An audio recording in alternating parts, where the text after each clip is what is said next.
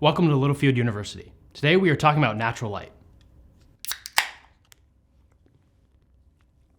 Well, not this natty light. Check it out.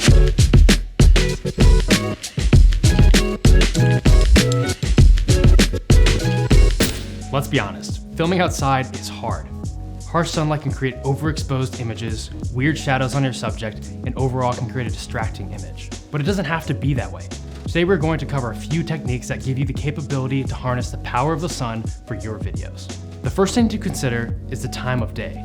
If you have control of when you're shooting, it is crucial to either shoot in the morning or in the late afternoon. In the morning, the sun sits at just the right angle and is not as harsh. In the late afternoon, it's very similar to the morning, but you have what is called a golden hour. This is when the sun is close to setting and it turns this warm golden color that is very pleasing to the eye. When the light is coming from a single direction versus overhead with much shadows, you have much more artistic control of your image. You can put the sun behind the subject to backlight them or even silhouette them. Or you can sidelight them to create a nice highlight roll-off on their face. Plus, if the sun and your subject are positioned just right, you can get those beautiful sun flares, which we all love so much.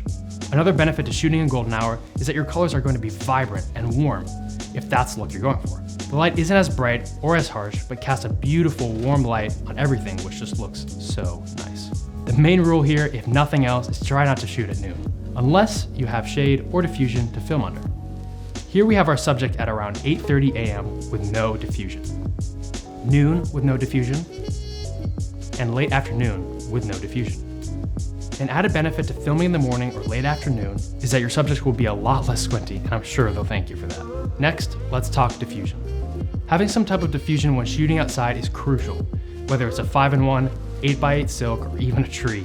Having something to cut down that sunlight on your subject can really help create a pleasing image. Here we have our subject under a tree. The tree leaves and branches have taken the brunt of most of the sunlight coming in. We have positioned our subject with their back to the sun, that way the sun is acting as a natural hair light. From there, we have a bounce reflecting the light into their face. The second option is if you have an 8x8 or 12x12 frame, is to use that with a grid or silk. We can position this a few different ways depending on where the sun is, but generally, we want to sit at a 45-degree angle to our subject. This large source will create a super soft fall off on our subject's face. If you don't have an 8x or a 12x silk, you can still achieve this look with a 5-in-1 diffusion, but you likely won't be able to film as wide since you probably will have someone holding the reflector just off frame.